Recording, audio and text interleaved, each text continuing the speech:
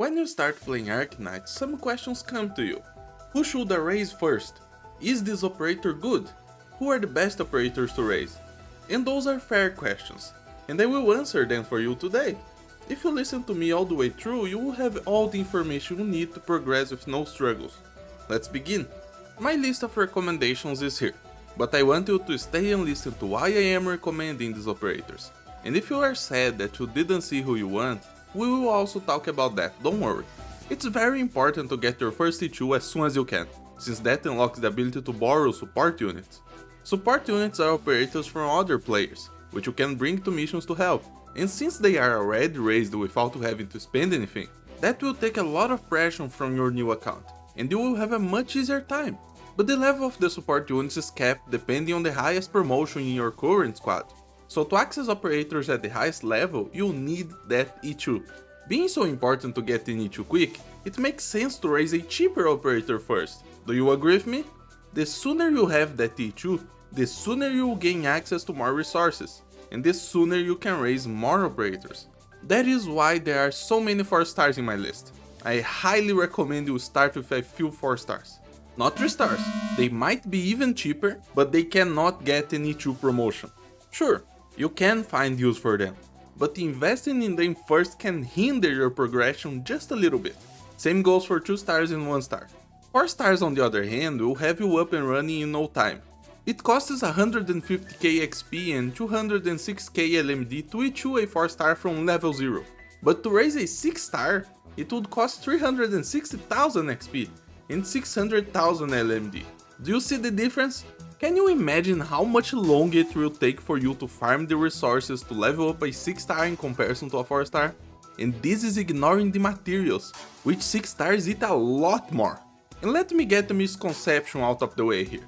In Arknights, different from many other games, 4 stars are not weak. Sure, they are weaker, the company has to sell 6 stars somehow, but it will take you a long time before that makes a real difference. What is running on the background now is some late game gameplay with only 4 stars for reference.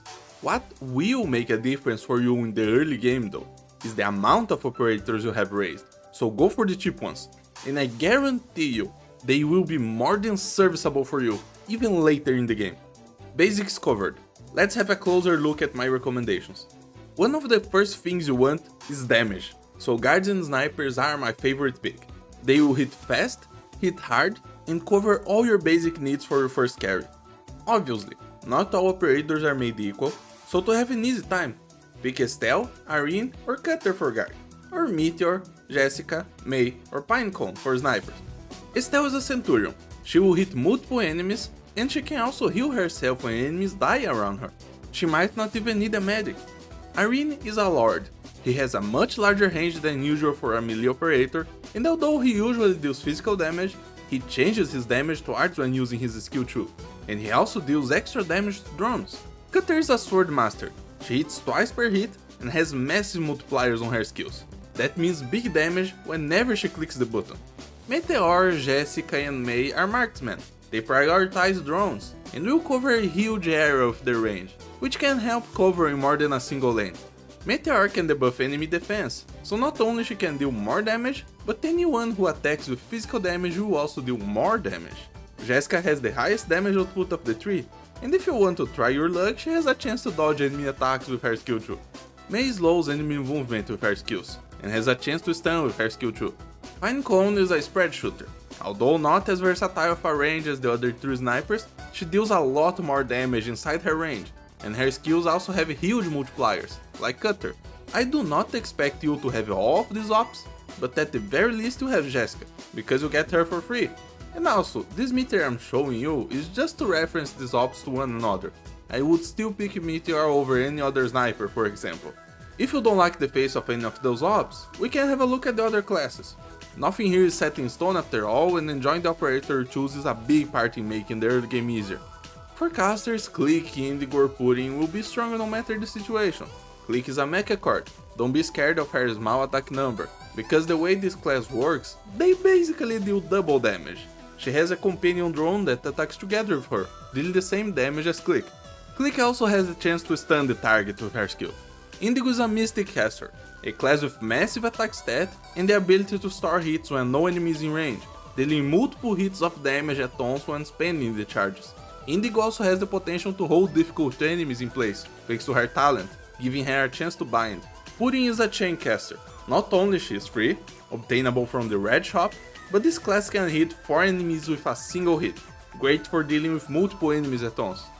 As for the other classes, I would not recommend them, as they can be much more finicky at times, or lacking damage, but if you really want a new option, Vigna for Vanguard, as a charger, her damage output is incredible, and Vigna in specific really focus on killing the enemy. Her talent can increase the damage dealt, and her skill 2 can go as far as doubling her attack. Ethan for Specialist, not the most conventional pick, but his attack is serviceable and he has what we call true AoE, just like Pinecone. Operators like them can hit every single enemy in range, which will come in handy when you see yourself covered in waves of enemies. Ethan can also bind enemies, buying more time to damage them and helping if your block count is low.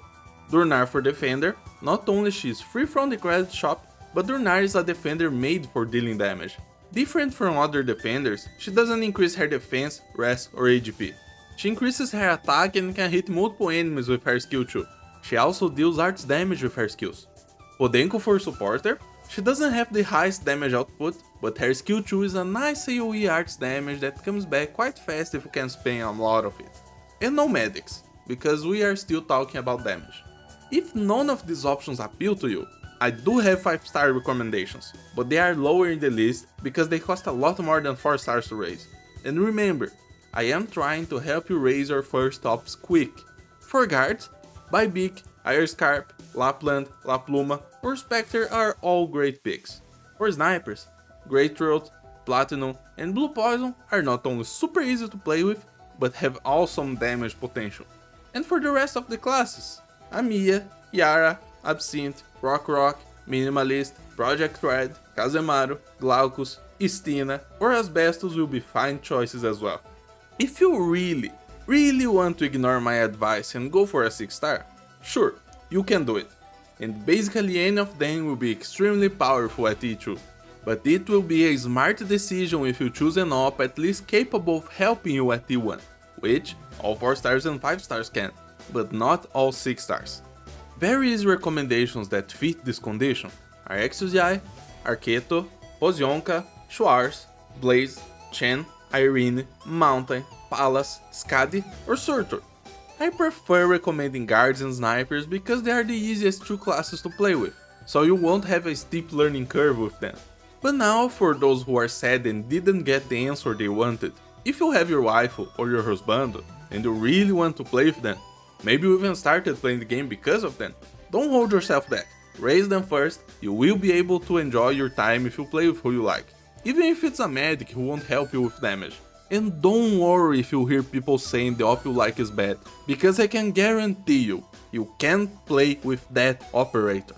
Arknights does not have an answer that fits every question, and no operator is useless. I won't lie to you, there are some operators that need more work to function than others, but that is why you have these recommendations. If you want an easy time, pick one of them, but if not, you will be fine raising whoever you want. Great! Now you have your first E2 operator. And what? What comes next? This will depend a lot more on what you want to do, but my recommendations remain.